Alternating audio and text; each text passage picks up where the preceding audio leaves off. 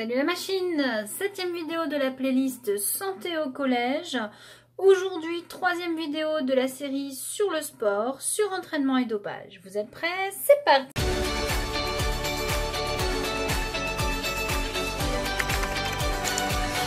Alors, le surentraînement, qu'est-ce que c'est? Le surentraînement, c'est l'accumulation de fatigue physique entraînant une chute des performances du sportif. Il est atteint quand les muscles ne peuvent plus produire d'efforts. Techniquement, quand vous êtes crevé, HS, et que ça dure plusieurs jours, impossible de retrouver vos performances d'avant. Si on prend ce graphique qui vous montre l'évolution de la capacité physique d'un individu en fonction de son niveau d'entraînement, on va pouvoir distinguer 3 phases. Quand le niveau d'entraînement est faible et augmente tout doucement, la capacité physique de l'individu augmente, c'est-à-dire que sa condition physique s'améliore. Les capacités physiques vont atteindre le maximum et à partir de ce moment-là, oh, c'est pas très droit à montrer, c'est pas grave. Si on continue l'entraînement, on va voir les capacités physiques diminuer parce qu'on aura dépassé nos limites. Nos muscles ne pourront plus faire d'efforts. On entre donc dans la phase du surentraînement avec les limites qui sont atteintes jusqu'à ce qu'on arrive donc à la diminution de la forme physique. Et c'est pendant cette période-là, si on insiste, qu'on essaye de repousser nos limites, c'est là qu'on va se faire des blessures graves. Et en plus des blessures, si vraiment on se prend la tête, qu'on veut augmenter, continuer, mais qu'on n'y arrive pas, on va être épuisé et on va atteindre au pire l'étape du burn-out, c'est-à-dire la phase où on n'a vraiment plus aucune motivation, on ne peut plus rien faire. C'est ce qu'on appelle la dépression. Certains sportifs n'acceptent pas l'idée d'atteindre leurs limites. Ils voudraient que la courbe continue toujours comme ça, comme ça, comme ça. Jamais ça redescende. Malheureusement, notre corps ne peut pas le faire. Et si on mesure chez une personne une augmentation régulière de ses capacités physiques, c'est que cette personne, elle pratique le dopage. Alors, il existe plusieurs façons de se doper. Déjà, au niveau de la loi, qu'est-ce que ça signifie se doper? La loi du 23 mars 1999 indique que le dopage est défini par la loi comme l'utilisation de substances ou de procédés de nature à modifier artificiellement les capacités d'un sportif, ainsi que le fait d'utiliser des produits masquant les dopants, c'est-à-dire des produits que quand on fait les analyses de sang, on ne repère pas les produits dopants.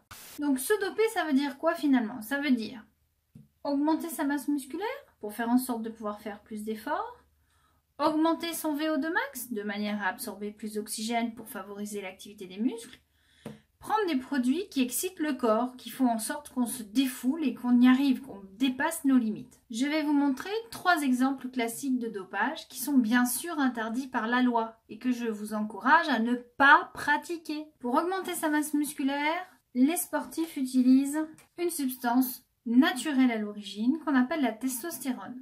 C'est une hormone naturelle produite par l'homme à l'origine. Quand je dis l'homme, je dis le garçon, pas la fille. C'est une hormone sexuelle. Cette hormone est injectable. Elle développe rapidement la masse musculaire. Problème, les muscles sont gonflés d'eau, ils sont peu puissants et ça provoque une fatigue du cœur parce qu'on augmente la masse musculaire générale et le cœur n'est pas forcément habitué à cette masse musculaire.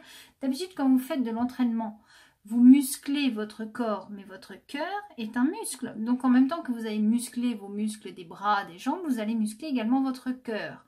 Là, vous faites une injection de testostérone. Donc vous faites gonfler artificiellement vos muscles. Et votre cœur n'est pas plus musclé. Or, vous avez des muscles plus lourds qu'il va falloir porter. Et ça fatigue le cœur. La testostérone est principalement utilisée en bodybuilding puisqu'elle permet de faire gonfler rapidement les muscles. Sauf que ces muscles sont remplis d'eau, ne sont pas du tout puissants. Donc c'est purement esthétique. En matière de dopage, on peut exciter le corps et là ça va se faire avec des amphétamines. Les amphétamines sont des drogues de synthèse, elles sont injectables, on peut les prendre aussi en comprimé. Elles augmentent le rythme cardiaque et respiratoire. Elles enlèvent les peurs et elles augmentent la concentration. On va beaucoup retrouver de sportifs qui se droguent aux amphétamines dans les jeux d'équipe, dans les sports de haut niveau où il y a des risques, puisque ça enlève les peurs. Alors, les inconvénients. Affaiblissement, amaigrissement à terme, c'est-à-dire si on en prend longtemps. Dilatation permanente des pupilles, ça veut dire que les yeux vont devenir sensibles à la lumière. Augmentation de la chaleur et de la transpiration. Donc les amphétamines sont donc souvent utilisées dans le foot, le handball et le basket le tennis, bref, que des sports où il faut tenir longtemps, où il faut ne pas avoir peur d'attaquer. Malheureusement, ça vous met dans un sale état.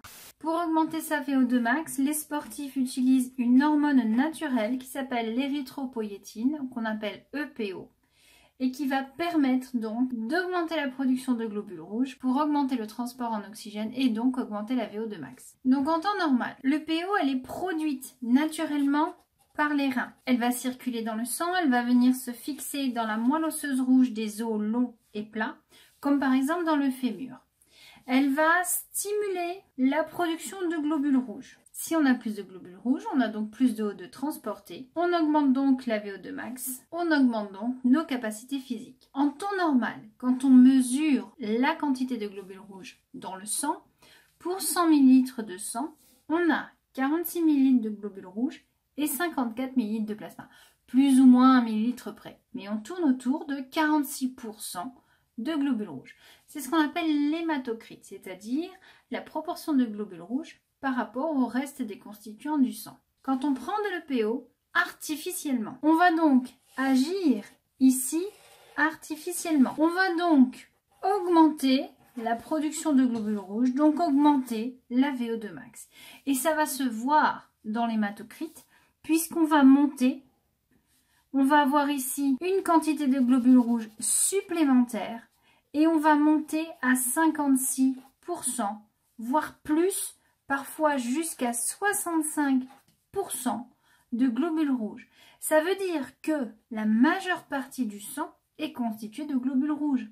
Or, le problème, c'est que le sang va devenir très épais, il est très riche en cellules, il va mal circuler dans les vaisseaux et à ce moment-là, quand on a donc un hématocrite anormal, on risque l'obstruction d'un vaisseau.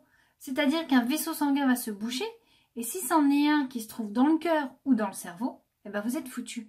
Et tous les ans, il y a des sportifs qui meurent parce que leur hématocrite est trop fort. Ils ont trop de globules rouges dans le sang. Et donc, les contrôles antidopage consistent notamment à vérifier la quantité de globules rouges par rapport à la quantité de plasma, c'est-à-dire le liquide de base du sang. Et ils ne doivent pas dépasser une certaine valeur. Et c'est là que les coachs sont malins, qu'ils ont organisé un dopage légal qui permet d'augmenter la VO2 max. Ce dopage légal, ce sont les fameux stages en altitude que les sportifs réalisent une quinzaine de jours avant leur compétition.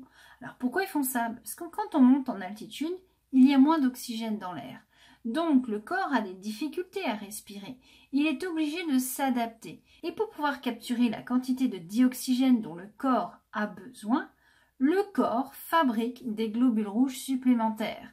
Ça permet donc d'augmenter la captation de l'oxygène en altitude. Sauf que les sportifs, ils redescendent au niveau de la mer pour faire leur match. Or, au niveau de la mer, il ne manque pas d'oxygène dans l'air. Mais ces sportifs ont beaucoup plus de globules rouges dans le sang, ce qui va donc augmenter leur VO2 max. Du moment qu'ils ne dépassent pas une certaine valeur, ils sont dans les règles.